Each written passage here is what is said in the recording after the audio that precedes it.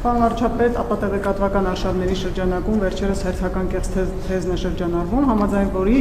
իբրև թե Թուրքիայի նախագահը արդեն որոշում ունի, թե ով պետք է լինի ամենայն հայոց կաթողիկոսը եւ հայ առաքելական եկեղեցու հարցերով պարբերաբար քաղաքական խորհրդակցություններ են անցկացվում Թուրքիայի իշխանությունների հետ, կխնդրեմ ձեր մեկնաբանությունը։ Ես չեմ զարմանում այդպես մեկնաբանություններից, որովհետեւ դարեր ի վեր Թուրքիայի ղեկավարն է որոշել, թե ով պետք է լինի ամենայն հայոց կաթողիկոսը, որոշ դարեր ի վեր Պարսկաստանի ղեկավարը, որոշ դարեր ի վեր Ռուսաստանի ղեկավարը եւ այդպես շարունակ։ Ընդհանրապես կուլտուրա չկա Հայաստանում ձևավորված Պապ թագավորի կարճ ժամանակաշրջանից եւ հատվածից հետո, այսինքն արշակումներից հետո տենց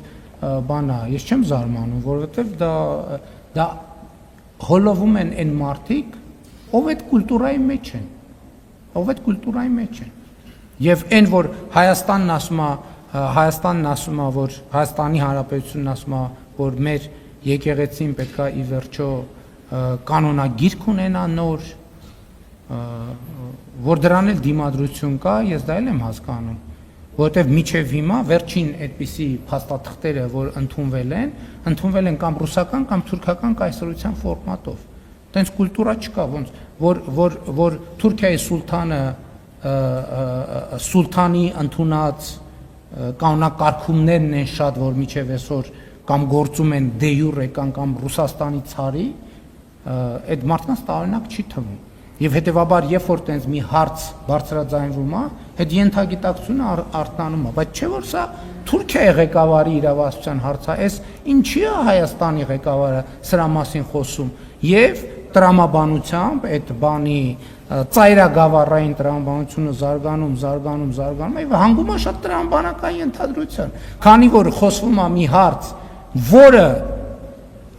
դարերի ավանդույթով Թուրքիայի ղեկավարի իրավասության հարցն է, հետևաբար, եթե Հայաստանի ղեկավարը տենց թեմաներ արծարծում է, ուրեմն լիազորություն է ստացել Թուրքիայի ղեկավարից։ Ծայրագավառային տրամաբանություն։ Եվ այդ, կամ ուրիշ տարբերակով Ռուսաստանի կամ Պարսկաստանի ծայրագավառային տրամաբանություն։ Հենց դրա հետ է մեր խնդիրը։ Ես իմ բանախոսությունների ժամանակ, որ խոսք է գնում հայրենիքը պետությունն է, սիրում ես հայրենիքը ուժեղացրու պետությունը բանաձևի մասին, ես դրա մասին եմ խոսում։ Ասում եմ, մեր ենթագիտակցությունը սեփական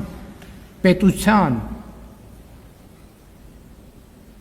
ընկալումը դեռ չունի, որովհետև հարյուրամյակներով մեզ համար հայրենիքը ուրիշ բան է եղել, պետությունը ուրիշ բան։ Հայրենիքը Հայաստանն է եղել, պետությունը եղել է Պարսկաստանը, հայրենիք Հայաստանն է եղել, պետությունը եղել է Օսմանյան կայսրությունը, հայրենիք Հայաստանն է եղել, պետությունը եղել է ռուսական կայսրությունը։ Այսինքն 500 տարի շարունակ մեզ համար հայրենիքը ուրիշ բան է եղել, պետությունը ուրիշ բան է եղել։ Հայրենիքը հիմնականում սիրելի,